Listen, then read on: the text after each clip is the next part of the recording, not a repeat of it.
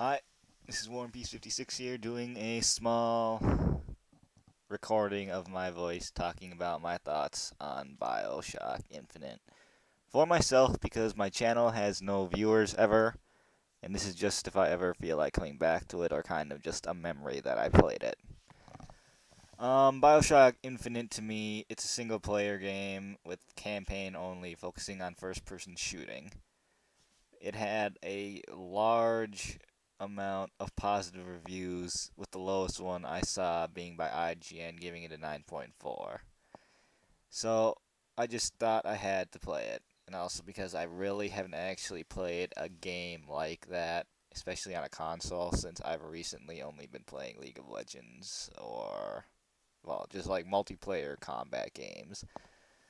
Blood Bowl 2, actually, but I think I'm over that now. But like the main point is I thought that if I was going to get back into playing a single player campaign game, I might as well go with Bioshock Infinite. This is mainly kind of troubling for me though because single player campaign games, especially when they're first person shooters, are not the type of game I usually play if it's a campaign thing. I usually enjoy like Japanese RPG games that have interesting battle systems or something like even Mass Effect. Mass Effect was fun, except for the ending. Fuck the ending. So Bioshock was coming in at a very disadvantaged position for me, which is kind of probably why I ended up not liking it as much as probably everybody else in the world. Starting off, I haven't played any previous Bioshocks really. I rented Bioshock 2, and me and my friend played the multiplayer of it like a lot, but I tried doing the single player and I couldn't even get past the first mission. It just felt insanely boring. So yeah, my experience with Bioshock is not much at all. So playing this game, I learned that they made it faster paced. You have Elizabeth, who you don't need to take care of as an escort. She actually helps you a lot, while also having the main character supposedly having a personality and an interesting storyline. So I thought, all right, let's give this stuff a go. So starting out, I end up on a boat with a gun in a lighthouse that shoves me up in the air for God knows why until I realize that I'm in like the oh great, I forgot the freaking name of the place. I keep thinking of Sanctum. I know it's not Sanctum. I'm just calling it City in the Sky. Fuck this. But in the City in the Sky, and supposedly it's run by Comstock, the evil religious prophet guy. I guess who's not actually evil, but he's a power hungry, mad despot, we'll say. So we go in, everything looks really nice, and people are happy, and it's all 1912 ish crap, with God only knows being sang by a bunch of people. And then suddenly you go to a raffle, and you win the raffle, and you end up having to throw a baseball at a couple of interracialness. And you get a choice where you get to either throw it at the couple or the raffle guy, and I obviously picked the raffle guy because I'm all for interracial marriage and stuff. And then they grab me by the hand and tell me that I have AD on my hand, and that means I am the, like, something shepherd. Bad shepherd, I don't know. Mass Effect's coming back. People know Shepard's just horrible. But, everybody hates me now, and I start getting attacked. I get a claw, but I'm starting to get shot at by people with pistols and guns, and I'm thinking, why? Well, what the? Why did this all just suddenly change like this? Also, I'm playing it on hard difficulty because I always go fucking hard. Anyways, everybody's shooting at me. I have a claw. I pick up a pistol. I'm starting to shoot people. I'm kind of getting used to the aiming mechanics in the game. It really kind of feels like if I was playing it on the computer, things would be so much easier than if I was playing it on the Xbox. I really hate that to aim in, I need to do like click the R3 button in, especially when as an old COD player, that's basically my crouch button. So I'm thinking, well, this really sucks because I'm clicking LT, well L L2 or whatever. Well, that was LT. because this isn't PS3, it's Xbox. LT to aim in, but I'm actually throwing out my spells, wasting my magic, which also I don't like having mana cast bars like that. I have this insane problem where I dislike using spells then because I always want to keep it at full. Just so that way when I need it, it'll be full. But it's not because. But I'm going on a little mini rant there. Anyways, though, the battle system is cool. I was playing it on hard, so I'm guessing all the guys were harder. And since I'm an awesome first-person shooter guy, I mainly relied on my use of my guns and aiming to get those shots in. It's like me with the sniper. It's like Quickscope City. Not even trying to act like a douchebag by sounding like that. But I've played COD. I'm a good COD player, so that will transition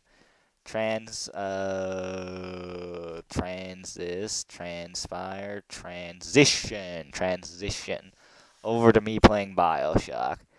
I did not really use that many spells. I mainly relied on Crows, the shock spell because it was really cheap, and the possession spell because it got rid of some of the stronger human players like the RPG and the flak jacket guy, because if I use that, they would kill themselves at the end, so I wouldn't have to waste crap loads of bullets into them.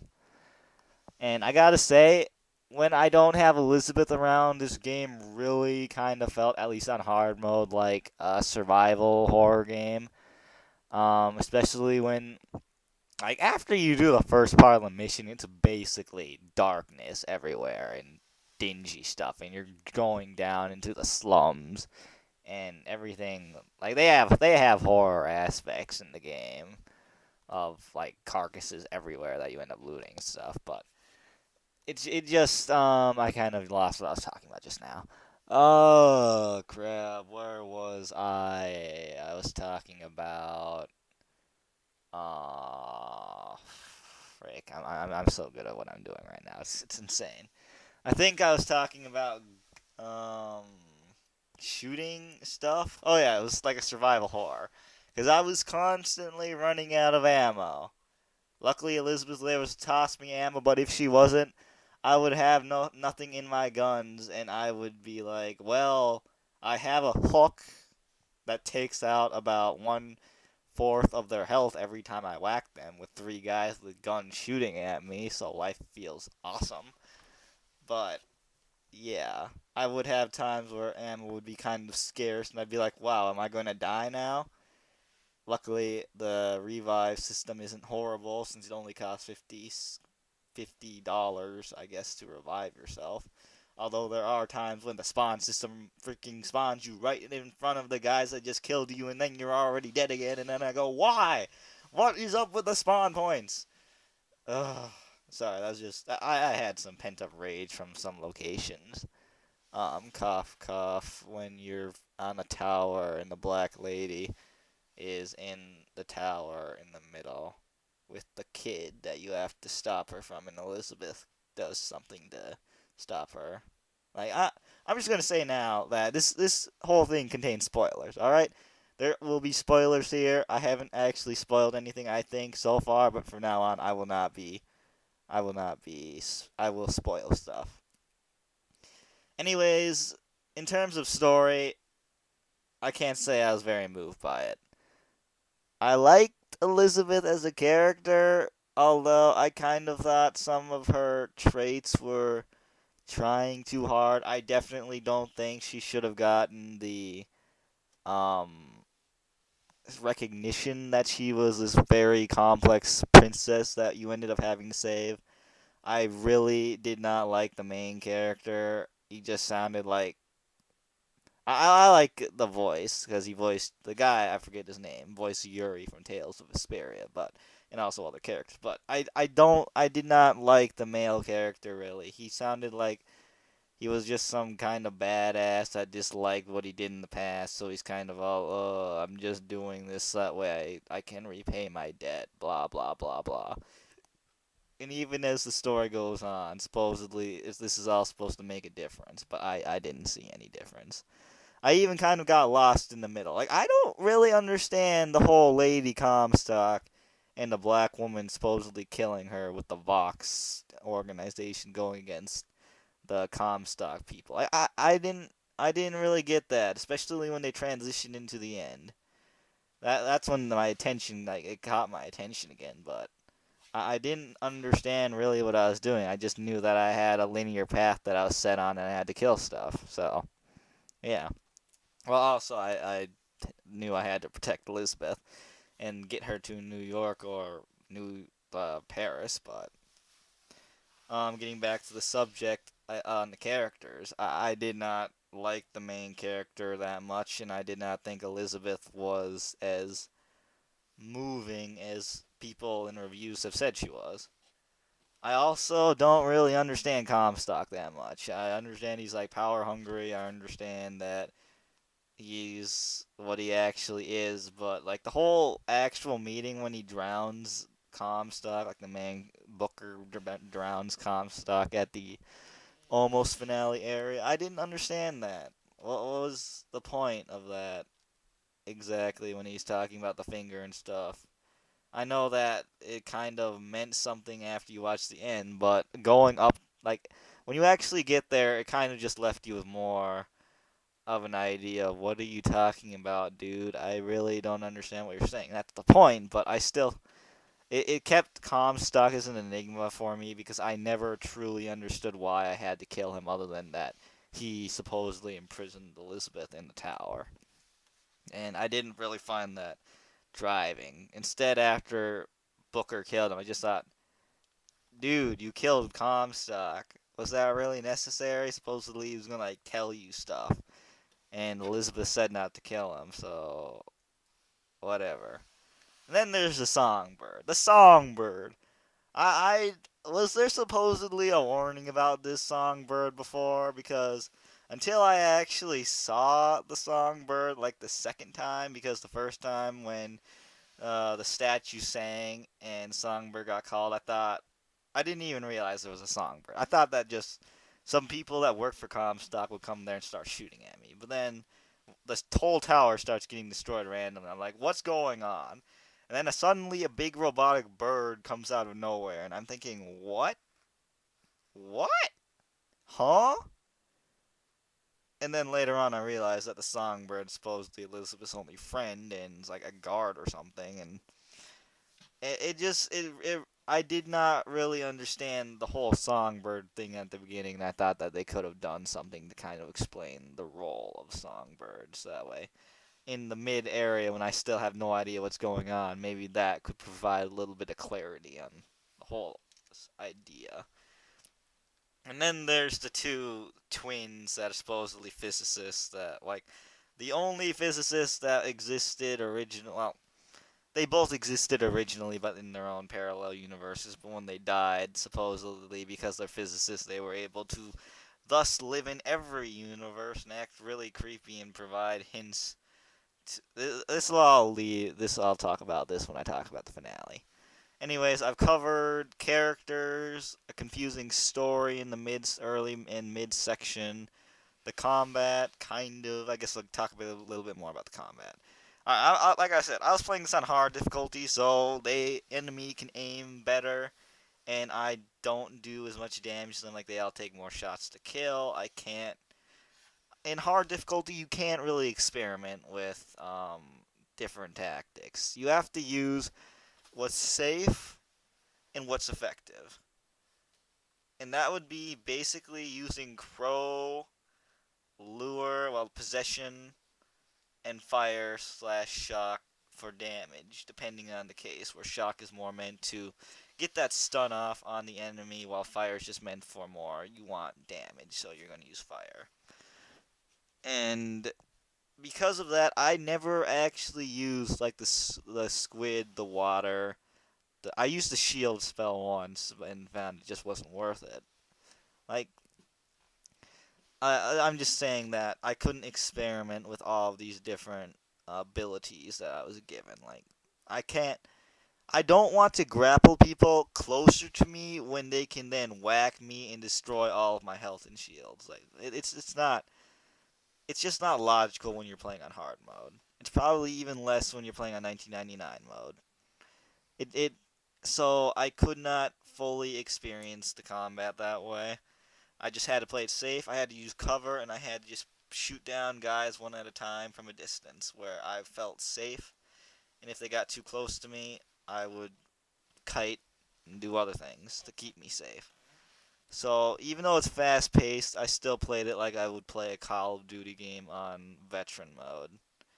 Just shoot, take damage, wait for that damage to heal, shoot some more. If a guy with big health comes, focus him, use what I can to keep myself safe, blah blah blah. And I'm saying this because I couldn't actually under take in the full battle. I like the full idea of battle in this game. Where I'm guessing that they said that this game would fit a lot of different play styles for a player, but I can't use different play styles like you'd see in Mass Effect 3, where you could be the guy that uses the charge spell and shotguns, because if I did that in this game, I would die. I had to be play safe as a sniper or carbine user in the back, and if I ever tried being aggressive, I'd have to make sure that I'd be getting the kills and stunning and doing blah blah blah stuff so that way I didn't die. So I can't give a full justification on the battle system. I can only say that there are times when it's easy and times where it's incredibly hard with waves of enemies that are just it's like there's most of the time it's pretty easy even though it's on hard, although like I said, hard's probably not on par with veteran mode on Call of Duty.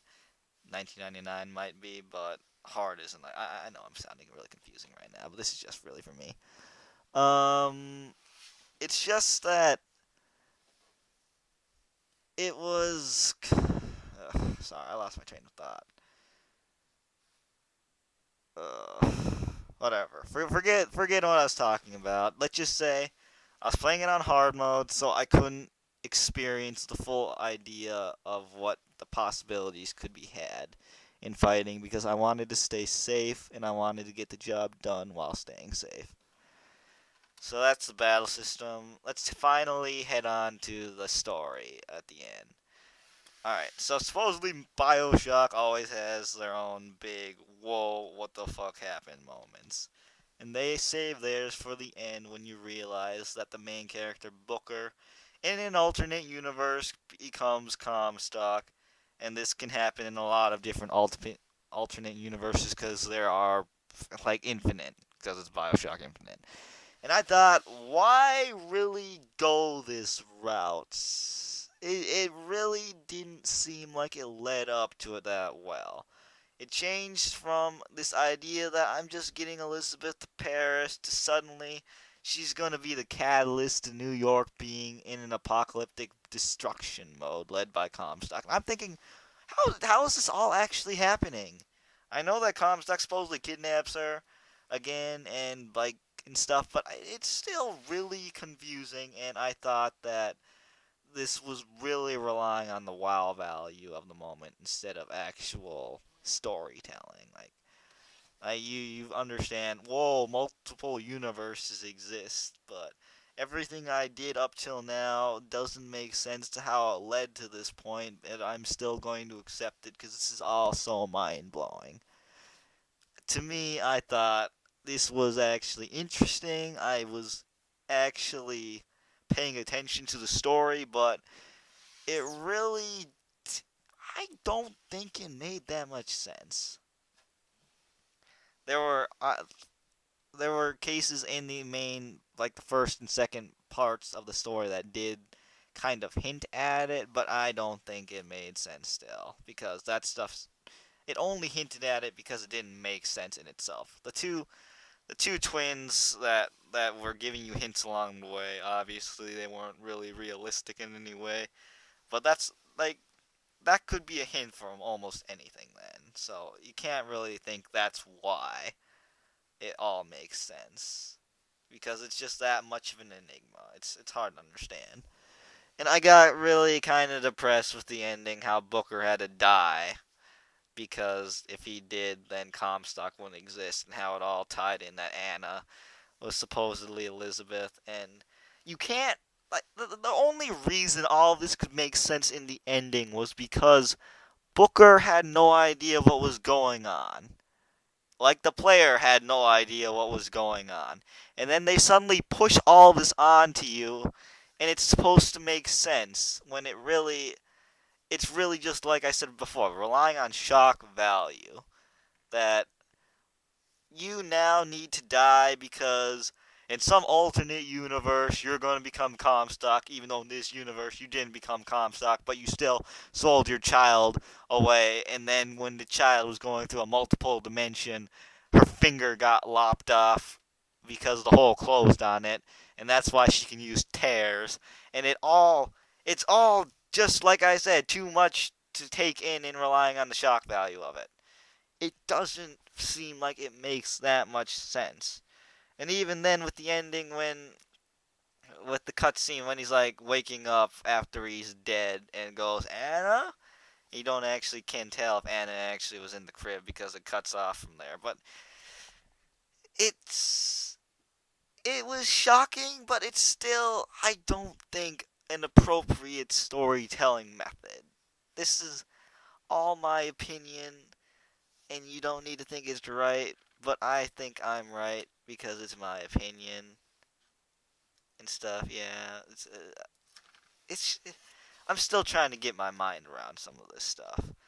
Now, this is also in my defense. I still really didn't understand what the first and middle part of the story was. I was not very driven by the characters that I could even believe that Booker would be able to become Comstock. It's it's all very convoluted to me. So don't think that I'm like the ultimate source you can quote on for Bioshock history. Anyways, the last thing I want to comment about is Elizabeth. Even though the character herself didn't really drive me, other than the fact that I just wanted her to get to Paris. I wanted her to be slightly happy because she was locked in a tower. She was the princess of the game. I was the rescuer. That was the classic idea of my job. Although that didn't happen, and she became warped into wanting revenge against. Oh, great! Now I just forgot the freaking prophet's name. Great! I'm losing my mind as well. Comstock. Yeah, that's it. But what I want to get at is I like the idea of Elizabeth. This game was not an escort for us, more of that, like I saw in a meme on Reddit, that this was an escort for Elizabeth. She was there, she was helpful, she provided me with necessary materials when I really needed it. Some of those materials really did save my ass, and I was happy she was there. When she wasn't there, it felt scary, like I said, a survival horror game where I could run out of health, ammunition, blah blah blah, because I was by myself and no one was helping me. Her company was nice. I enjoyed Elizabeth being there. I also I'm just saying people should follow this idea that escort missions suck. But if you do it like this, where they don't even make it an escort mission, they're actually there and they actually help you, things are all right. Elizabeth was good. Anyways, I've ranted long enough that I don't even know if I'll be able to post this on YouTube, but I want to end this saying that even though Bioshock to me was not a 10 out of 10 game or 5 stars that I've seen from a lot of other reviewers, things that I have to say also for me is that I'm not a big fan of this genre type of game where you're a first person shooter in a campaign because it just feels like you're shooting people over and over and over and there's no real idea of progression. Like for this, it needs to have something that keeps you going like in Borderlands where you got new guns. Where in this game you are only restricted to two, they run out of ammo constantly, and upgrades are really nothing. aren't aren't that big of a deal. You can get four, and you have to pay for them with money that you collect. Also, I want to add, it took me about 10 hours to complete the story on hard mode, and I did spend time running around everywhere, checking and tapping X furiously, in case I might have missed anything in the sides. Like I got I was missing only 6 or 7 of the sightseeing things. I got 2/3 the way done with the voice recordings. I give myself a pat on the back for not relying on a walkthrough guide or anything for that, and I got that much. I didn't get any achievements for it because you obviously need to get all of the stuff, but I want to say I made an effort. I did this on hard mode. I got through the campaign that people said takes like 11 to 15 hours. I didn't. I did it all in 10. Straight through one playthrough because I red boxed this game for $2. So I got everything that I would have wanted to enjoy out of this game by completing the campaign mode on hard, getting 28 out of 50 achievements, and I got all this for $2. So I call this a win. And I also get to make this voice log about my experience that is another time consuming 25 minutes, almost 26 minutes now about this game that I just want. I just want something that I can feel that I can conclude this whole adventure with by doing this. So that, like I was saying, I don't like these kind of games that much. I played this on the Xbox, so the actual visual appeal of the game is limited because it is just an Xbox, not the PC. And the other things going for it, I guess, like kind of details and how beautiful the game is, those don't really appeal to me that much. I look for gameplay itself, which actually the battle system was alright. I can't say I'm that big of a fan of how they have the controls, like I mentioned. I don't like having to aim in with the R3 stick and whatnot. But, and also, like, there's one thing I want to mention that there's an ability. They have abilities that you can get, like gear, that give you bonus power up, sort of. And there's one that lets you shoot. After you kill a guy, you have a chance of having your guns do extra damage. What happens is they turn red. And when you're aiming down the sights with, like, the carbine, for instance, and it's red, you have no idea where you're shooting. That's just a problem that I want to point out, that the redness gets in the way, so you can't shoot accurately with it, and it's something I wanted to complain about on here. So, battle system's cool. I thought the story was kind of really strange. Like it wasn't interesting. The first and midway through, and the ending really, even though it was very shocking and stuff, it didn't make sense to me. It really didn't. And the characters I did not think were that great. I thought Elizabeth was okay. I don't think she deserves as much praise as everybody gives her, but she wasn't bad. Booker and Comstock were bad characters. And the Songbird was just confusing. And the two physicists were just strange, there being there, but you don't question it because they have to be strange. Anyways, instead of giving this game a 9 out of 10 or a 10 out of 10, I have to give it an 8 out of 10. And even then, I can't say it was a strong 8 out of 10. Why? Because there are a lot of limiting factors for me playing this game. Like I said, I played it straight through on hard mode. I don't want to play it again because I don't really see the replay value of games like this other than just getting the achievements. Even then, I only red boxed it, so I don't want to try and get it again. I just wanted to get this experience through. I wanted to say I played Bioshock Infinite. I beat the game on hard difficulty, and I did have I did enjoy myself playing it, just not as much as everybody else in the world thinks that they have enjoyed it. So, like I said, 8 out of 10, 8 out of 10, and I don't think I would play it again. I do like having the bragging rights saying I beat the game, but it's a game with only single player campaign mode. And I'm sure a lot of BioShock fans are happy that this is out and that this is a masterpiece in its own right, but I can't see it as that.